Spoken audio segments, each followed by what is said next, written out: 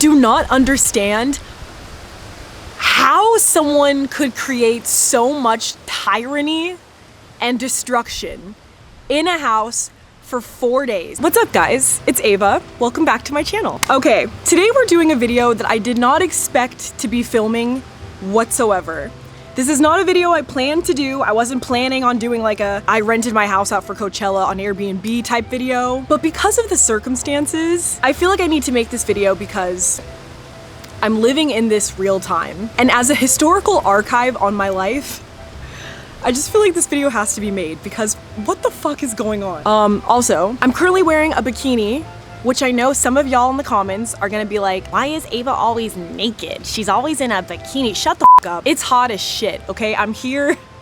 It's hot! To give you a perspective on how hot it is, I went out to lunch like 4 hours ago and I have been asleep since I got home from lunch because it was so hot outside, the heat just like knocked me out. And to be completely honest with you, I just woke up from that nap about 20 minutes ago, and this bikini is really the only thing keeping me alive right now. Okay, so we'll start with like the basic details. We'll just get them out of the way. If you guys don't know, I bought a house in Palm Springs a year ago, last summer, and since I bought this house, I've been working on it and renovating it and pouring every inch of my damn body and soul and mental health into this house. Finally just finished the house last month and was able to live out my dream of moving to New York. So if you guys haven't seen that vlog, that was the vlog that I posted a couple days ago of me moving. And since moving to New York, a huge weight has just been lifted off my shoulders because when I tell you I worked so hard on this house, like it definitely took a toll on my mental health. But getting the house done has been the proudest feeling, and being able to look around and see like this sofa, everything about this sofa behind me, I built from scratch. I built this chair that you see behind me. Like I built that. Everything in this house means a lot to me. The point of buying this house was a couple different things. The number one thing being I didn't want to live in California. However, California is my home state. I do want roots here, even though I don't necessarily want to be here full time. I had never lived outside California in my life. And so moving to New York was scary because it was like, I don't know how long I'm gonna wanna be there. I don't know if I'm gonna end up in New York for the next 5 years. And then I started thinking about what the cost of homes are gonna be in 5 years. A lot of you guys know I owned a house in LA. I sold that house to find something else. In my search of buying my second house, I looked in New York, I looked in Washington, I looked in LA, so many places. And for many, many reasons, some of which are very sentimental, my heart landed on Palm Springs. So that's why I have a house here. Obviously, it's a real estate investment. I didn't want to have all the money that I spent on my first home not be invested in something. Palm Springs was just the perfect place for me to feel comfortable having an investment in California in a place that I'm very familiar with. I love vacationing in Palm Springs. It just made sense. And I love Palm Springs. I love this house. I love this house. So this is where things get interesting, okay? We had our first guest in early April and it honestly went amazing. It was a family with 2 kids and a dog. They respected the house, they loved the house. We learned a ton from that experience, and they left us this amazing review, which made me honestly want to cry. I didn't cry because I stopped myself, but like I honestly wanted to cry because it was like, that was the first moment I realized all of my hard work was worth it. Because it's different when you hear it from like your friends and your family where they're like, oh my gosh, congrats, the house is done, you did such a great job. But to hear it from someone that doesn't owe you anything and could honestly be like, the house was like, all right, to get that review validated a lot of things in me. So here we come into our second booking, Coachella weekend 1, and I'm on a high. I'm like, fuck yes, our first review was amazing. We're gonna get a second review. It's gonna be awesome. We're gonna crush it. We're gonna be the best guests in the building. Okay, so basically, we get a booking for Coachella weekend 1, and this is how much our house costed for Coachella weekend 1. I believe for Coachella weekend 1, the house was going for a little over $1,000. I think it was like $1,300 a night. Now, whoa, okay, I hear you. You're probably thinking, that's a lot of money for a booking for Coachella. Most houses in Palm Springs for Coachella go for around $1,500 to $2,000 a night, especially the houses that have 4 bedrooms. They're more uncommon in Palm Springs. My house is a luxury house. It's filled with luxury furniture. We have 4 bedrooms, tons of amenities, but that's how much we charged. And it was booked. When we get the booking, okay, I get this email from Airbnb and it's like, hey, we haven't been able to verify Let's just call her Alaska. We're gonna call her Alaska, okay? The girl that books this Airbnb. Okay, so I get an email immediately after Alaska books my house, and it goes, hey, we're having some trouble processing Alaska's payment. So this reservation isn't confirmed yet until we process Alaska's payment method. The email, to be honest, it felt a little bit suspicious. It felt kind of like Airbnb was like, we don't know if this person's legit or not, if it's like actually a human, if it's a bot. Like it just sounded like Airbnb was a little bit sketched out by Alaska. But I'm over here thinking like, please Alaska, please be a real human. Please do not be a bot, because I would really like to have my house booked for Coachella, and I would really, really, really like to have a second review that's really, really good. Meanwhile, Alaska starts messaging me from a second Airbnb account. I didn't even realize that it was a second Airbnb account at first, because it was coming from the same name and it was the same dates. So I just figured it was all flowing, but basically, I start messaging with Alaska. She's like, hey, I'm coming for Coachella. We have 4 people. I figure out all the details with Alaska, and I'm excited to host her for Coachella because honestly, it sounds stupid, but like it has been a dream of mine to be able to host someone for Coachella in my own house in Palm Springs. It's cool, like coming from a person that goes to the festival, looks at Airbnbs during Coachella, gets excited to find a place to go with all your friends, being on the other side of that and giving that good experience to someone else. When you host people that are like families all the time, it's obviously cool, but being able to host someone in your same age group that's just like coming with their friends, it's special to me.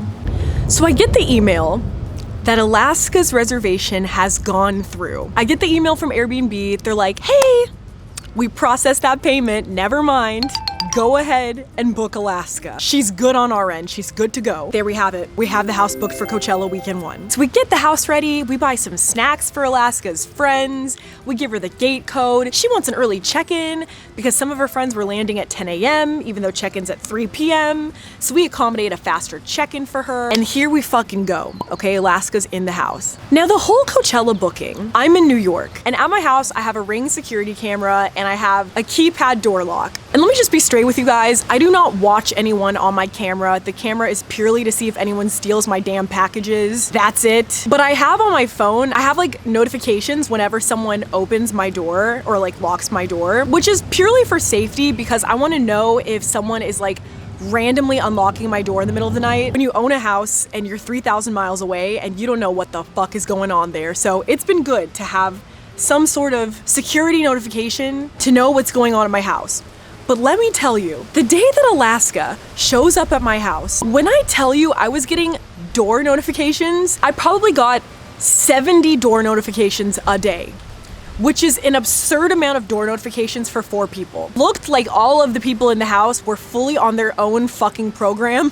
Because it would be like, door locked, door unlocked, 5 minutes later, door locked, door unlocked, 20 minutes later, door locked, door unlocked, 5 minutes later, door locked, door unlocked, 2 hours later, door locked, door unlocked, door locked, door unlocked, locked, unlocked, locked, unlocked, 5 in the morning, door unlocked, unlocked, unlocked. I was like, what the fuck's going on here? But I was like, you know what? They're at Coachella, they're at a festival. You know, there's a lot of things going on throughout the day. Maybe they needed to go pick up breakfast. Someone else wanted to go somewhere else. I don't know. Maybe they all got home at different times at Coachella. They all went in different groups, I guess. I don't know, but it was confusing to me. As someone that's gone to Coachella, every single person in the house was coming home at different hours of the night. It was like, but I digress, okay? I digress. Point is, it's like the 3rd day of Coachella, okay? It's Sunday, weekend 1. I wake up at 8 in the morning and I get this email by Airbnb. They emailed this email at 4:35 in the morning and it reads, "Hi Ava, I hope this message finds you well. My name is Edwig from the 24-hour safety support line. Unfortunately, due to time zone differences, I'm unable to call you at this time, so we'll be proceeding via message for now. I'm reaching out to inform you that Airbnb has determined we are unable to support reservation blah blah blah with Alaska, and we are moving forward with canceling it. The reservation will not be reinstated. If your guest has already arrived, please make sure that checkout occurs as soon as possible." So here I am, okay, in New York, with a group of 4 people staying at my home, going in and out 70 times a day, and Airbnb is now telling me I need to forcibly remove them. Like, I need to call them and kick them out of my house. And I have no idea why. I have no idea what they did. I have no idea what I did. I have no idea what the fuck is going on. I don't know if these people are criminals in my house. I don't know if they're freaking robbers. I don't know if I have like fucking axe murderers at my house. I don't know if a murder went on. I don't know what the fuck is going on. Like, truly, it could have been anything. I just remember seeing one TikTok of someone saying that this happened to them, but as a guest, where Airbnb messaged them and just said like, you need to get out immediately, but they didn't tell them why. And now here I am in that position, but from the homeowner perspective, where I'm getting an email from Airbnb saying, whoever's in your house needs to fucking leave right now. If they're still in your house, which of course they are, why would they not be? They need to leave immediately. Well, first I email back Airbnb and I say, what's going on? Her group is at my home currently. I haven't received any messages from her. No response from Airbnb for hours. So I go and I message Alaska and I'm like, hey, I just got an email from Airbnb. It's really confusing. Do you know anything about this before we call them and try to figure it out? No response from Alaska, okay? Zero. She goes radio fucking silent. So I have my assistant call Airbnb that morning and just try to figure out what's going on. She gets on the phone with Airbnb and Airbnb goes, yeah, I don't know what's happening. We don't have a cancellation on our end. Must be an accident. That email must have just been sent as an accident. False alarm. And I'm just like, how do you send that email as an accident? So at this point, it's like 1 p.m. We go and we message Alaska. We say, hey, we talked to Airbnb. Turns out it was a false alarm. I don't know what's going on, but like, continue to be at the house. What else am I supposed to do? To which then, also, let's talk about the fact that Alaska didn't even respond to that message. So she just stops responding at this point. I see her going in and out of my house on the freaking locks. So then at 4 o'clock in the afternoon, I get another email from Airbnb that reads, hi Ava, I'm Ben with Airbnb. I just attempted to reach you by phone but was unable to make contact with you. I'm reaching out to inform you that Alaska's reservation will be canceled because Airbnb determined it could not be supported. The reservation will not be reinstated. If your guest is still at the listing, make sure checkout occurs as soon as possible.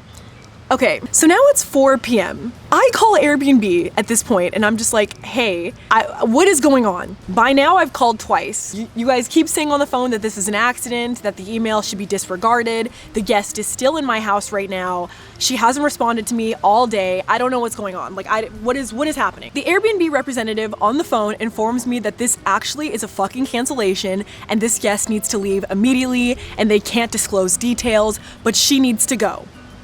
She needs to go. So I said, I can't get a hold of her, but I know she's at a music festival. If it's Coachella, which I know it is, she's not gonna be back at my house until 4 in the morning. And she doesn't even have service at the festival. Also, she's probably drunk, as she freaking should be. She's getting her dance on. And like, you know what's fucked up is like, I don't know if this qualifies me as an empath, but the whole time this is going on, the whole time I'm getting the most like suspicious emails from Airbnb being like, get this person out of your home. I'm like feeling bad for her. And I'm just like, damn, this poor girl is at a music festival, partying her freaking time of her life. She's probably waited for this for a long time. She got off work. She flew to California to go to this music festival and she has to deal with all this bullshit. I'm like on her side for some reason. I'm like automatically on her side because the whole time I was trying to think like, what could this be? What could she have done? And in my head, I genuinely was like, this is probably just a billing issue. They probably just couldn't like secure payment details. They probably, something on like the Airbnb like interface just kind of fucked up and like it just ended up putting her in a bad situation. I didn't think she was doing anything suspicious. Okay, wait, hold on. Now I have the responsibility to literally remove someone from my house that's literally my age, probably my age, while I'm in New York and she's at a festival and she's probably fucking lit. So basically they said that they would reach out to her, they would deal with getting her out of the Airbnb so that she wouldn't like hate me and like spray paint my walls. Fast forward to the next day. It is now 11 a.m. and we still have not gotten any response from Alaska. We haven't gotten any response from Airbnb if she's left my house. We finally get the email that Alaska has left my house. And when my assistant goes into the house, as she does after every booking, before the cleaning team comes in, thank God, we see how Alaska left the house. Oh no, no, no. When I tell you, all the furniture in the backyard was moved, my dining chairs were stained, my sofa was stained, my rug was fucking broken. I literally do not understand how someone could create so much tyranny and destruction in a house for 4 days, actually no, 3 days, when the majority of the time that you should be fucked up, you should be at a music festival. Fucking paintings were off the wall. Paintings were off the wall. I don't even, why would you even need to remove that? What was the reason? What was the reason? Alaska stole pillows. She stole really nice pillows from the house. She stole my pillows. She broke my sliding glass door screen in 2 places. She broke my new rug. That rug was literally not even a month old. How do you do that? It was honestly just a total mess. And, at the end of the day, as much as it sucks to see my house blatantly disrespected like that, going into owning a house and putting it on Airbnb, I already had to get rid of any attachment I had to anything in the house. You can't hold on. No, let me be honest with you guys. I'm not gonna lie. There are things in the house that I do have sentimental attachment to, but those are things that I strategically put in the house that are less likely to get fucked with. A bed frame or, pictures, art. That's the weird thing. It's art, you're gonna take the art off the walls. Okay, so I'm editing the video right now, and I just want to say, when I was in the house filming the video, I was noticing a bunch of stuff that was off about the house, but I didn't think anything of it. I didn't feel like it was worth taking a picture of. It wasn't damaged or anything. But now looking back, I'm 100% certain that they had a really bad shroom trip or a bad LSD trip, because everything is just pointing towards that. One of the things that I thought was really odd about the house was in the backyard. So there's multiple areas to sit and hang out in the backyard. There's the fire pit area with comfortable couches. There's a couch on the patio. There's a couch facing the mountain. There's 4 lounge chairs. There's plenty of seating in the backyard, 2 dining tables, so much seating. There's even more than that. And the seating is comfortable. It's soft couches. One of the things that I thought was weird was the 4 chairs in the backyard, like upright iron, kind of uncomfortable, wrought iron chairs. They were in this really weird seance-y looking circle, and they were inside the bushes. Why would someone choose, out of all the places in the house to comfortably sit with your friends, why would they make a fucking witchcraft circle where the chairs are so close together your knees are touching? Put the circle of chairs basically inside the bushes, so your face is getting hit by leaves. And at first I was oh, that's a really weird smoke circle, if they want to put the chairs together to smoke in a circle. But then I'm you have 4 people. There's full couches. Why would you pick the upright, uncomfortable chairs and arrange them in that setting? But anyway, I thought that was really weird, and I feel that's only someone that is on drugs would do that.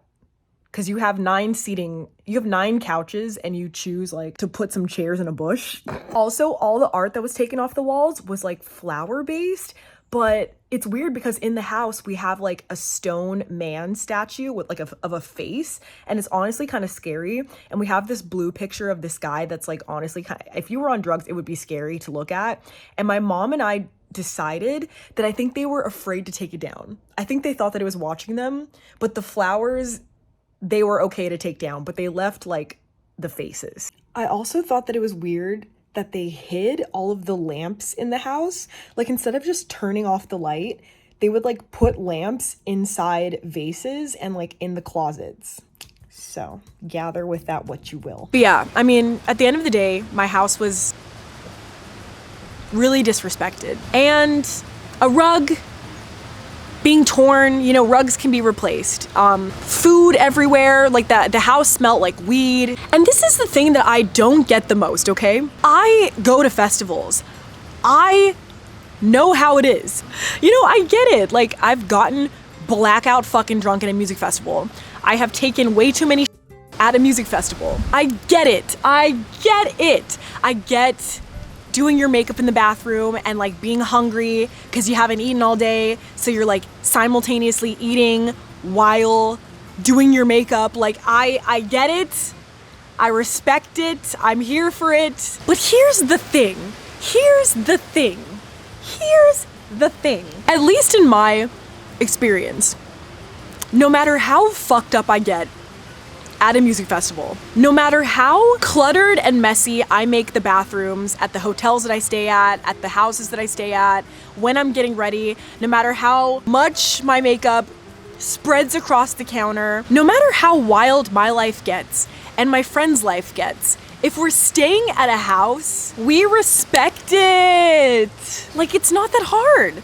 Is it really that hard to respect someone else's property? Is it really that difficult? I wasn't aware that it was that difficult for people to just, like, how do you break a rug in 3 days? All you have to do is just walk on it. You just walk on it. You just roll your suitcase over it. How do you break a rug? I don't know what was going on there, but shit got crazy. So anyway, now I'm dealing with Airbnb, trying to get reimbursed for all of the stuff that this girl broke in my house. I'm trying to get reimbursed for the early check-in that she never paid for, the pool heat that she never paid for, all of which she agreed to in the messages. She never responded after she was kicked out of the house. I never got in contact with her. Still to this day, I don't know what got her kicked out of my house, but this whole experience has been a learning experience. I'm not gonna say that I'm like traumatized by it. I feel like, you know, this was bound to happen at some point. It's just, for it to be my second ever guest is pretty wild that I'm dealing with this, but it comes with the territory. Like, it comes with the territory. Okay, so basically, despite everything that happened, Airbnb covered the booking, so I still got paid for the reservation, and at the end of the day, Airbnb paid me around $5,200 for Alaska's booking. I will keep you guys updated if I ever actually do get reimbursed for all of the stuff that this chick broke in my house. But yeah, that is my Coachella horror story of hosting my house on Airbnb. Would I do it again? Yes, I will host my house on Airbnb next year. I don't think this is going to ruin my perspective on hosting my house during festivals, because at the end of the day, I go to music festivals. I know that I respect people's houses and people's hotels. So hopefully I'll get a guest that's a little bit more like me next time, but this isn't gonna stop me from hosting my house to younger people, which I know could stop a lot of older people from hosting their house to people my age. This just gives people my age a bad reputation, honestly. But what can you do except for push on? The moral of the story is, not every guest is a good guest, and I learned that. And if Airbnb is a little sussed out by someone, maybe I should be too. Also, if you are putting your house on Airbnb, please don't leave anything you have a personal, sentimental attachment to in your house, because you never know when you're gonna get a fucking Alaska who's gonna ruin everything. I love you guys so much, and I will see you guys next week for a new video. Bye!